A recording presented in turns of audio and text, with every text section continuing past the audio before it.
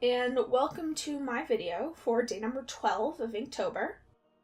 So first things first, I absolutely terrified myself while I was drawing this.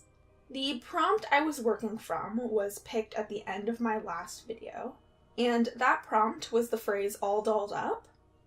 And when I read it, I knew that I wanted to make it very literal instead of simply someone dressed up. So I knew that I wanted to draw a doll, but I hate them. Obviously, logically, I know there's nothing wrong with dolls. I'm not actually scared of them. I just don't like them very much. I just think they're very weird. Especially porcelain ones, or like really primitive looking ones. I don't know why. With this particular drawing, I think I hate her little button eyes the most. They make her look so distant and vacant, and that was the intention, but I still don't care for it. However, despite how much I hate it on that level, how much I hate it on the level of how terrified I am, I do think that from a technical standpoint, that the actual illustration turned out very good. When I first started brainstorming / thumbnailing for this piece, I did know that I wanted to draw a doll, but I was struggling a little bit with the actual composition. I didn't know how I wanted to draw the doll, I just knew that I wanted to draw one. And so this illustration actually went through a series of different phases in order to get to the place it is now. At one point, I actually thought I was just going to draw a head in a jar. It gave me very Eleanor Rigby type vibes, and I liked that. But eventually I made a connection between this concept and the Victorian style house that I did in day 5, and I knew that I had to go with it. Once I had drawn a very rough thumbnail, I just knew it was the direction I wanted to take it. It gave me a very eerie vibe, and I figured that if I was going to be drawing a doll, which again, I hate, that I might as well really dig my heels in and make it as creepy as I could. And to me, as much as I like the style of Victorian era things, there is something slightly creepy about them in the right context. Now, as I mentioned, I actually took some inspiration from day number 5 for this piece. And there were a few things that happened while I was creating that piece that I kind of wished I had done differently.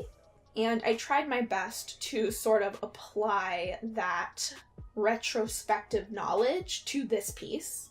The main thing that I remembered not liking very much about that piece is that the accents on the house, things like the window frames and the shutters, turned out very, very dark in contrast to the house. And I did do that on purpose in that particular piece. I thought that it was what I wanted, but in the final result, I didn't like that contrast very much. It was a little bit too extreme. And so when I went into adding the ink to the actual house bits of this illustration, I made sure that the accents were darker, but they weren't as dark as they were in day 5. And overall, I like this result a lot better. I think a big part of the problem with the illustration for day 5 is that the house and its accents were supposed to be the same part of the illustration, right? Typically you have a background, a middle ground, and a foreground.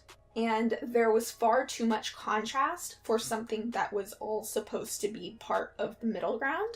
And in this case, it looks like there is a variance in color, but it's nothing too extreme, and it all feels very much like it is part of the middle ground, and there aren't as many issues there. Another problem that I had with day 5 specifically was that I ended up darkening the sky more than I had initially planned to. When I was putting together the tones for that piece, I had the sky light, but I thought that clouds, darker clouds creeping in from the top would look really cool.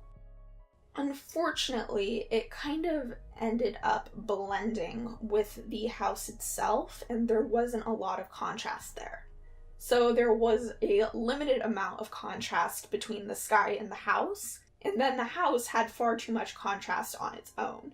However, in this piece, even though I had the urge to kind of darken the sky and blend it into some clouds, I managed to resist that urge. And in the end, I am very, very glad that I resisted. I do think that it was for the best. The contrast between the house and the background is more severe now, and it makes the house stand out against the background as its own element. But it's not so dark that you can't see the doll in the foreground. This just goes back to the concept of learning from your mistakes. Being able to see what you dislike a piece so that you can apply it to your future projects and generally improve overall.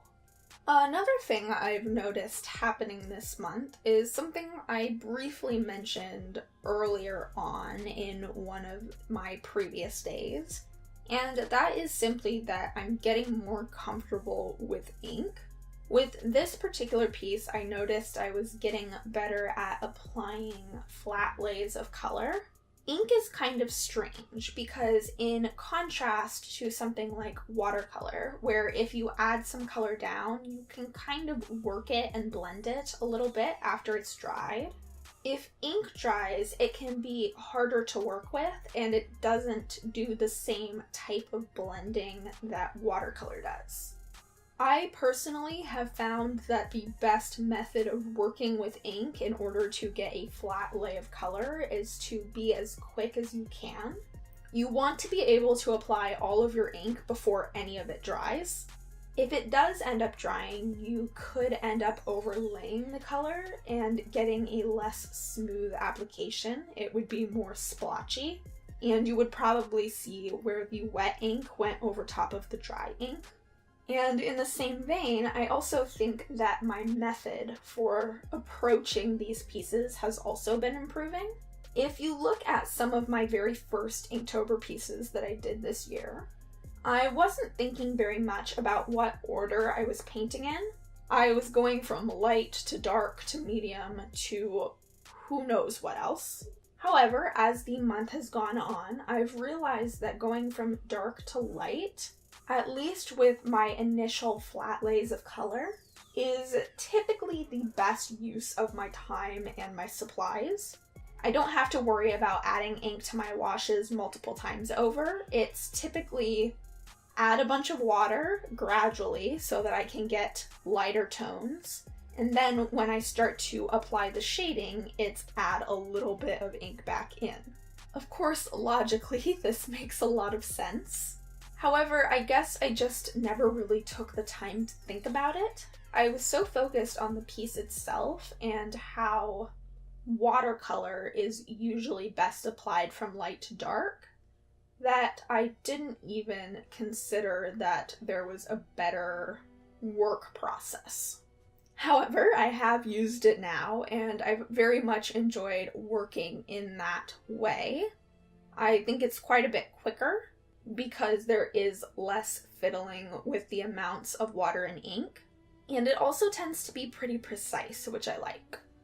So I think that's all I have to say for the time-lapse portion of this video. And without dragging it out any further, I am going to transition us into the last part of this video, where I am picking the prompt for the next video. So here is my completed piece for day number 12 of Inktober. And ultimately, I'm very, very satisfied with how it turned out.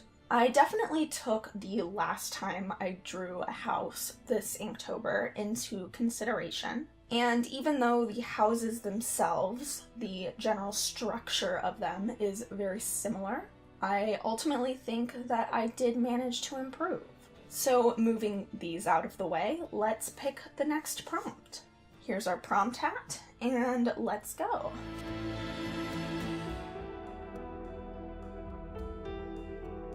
Let's go with this one, and the prompt is the end. Now, this is very cryptic. There are a lot of directions that I could go with this, but I do think that it could be a lot of fun, and I'm interested to kind of thumbnail and see what I can do with it. So thank you all so much for watching this video. You can subscribe to continue watching my Inktober journey, as well as to see when I upload other unrelated videos. And I will see you guys in the next video.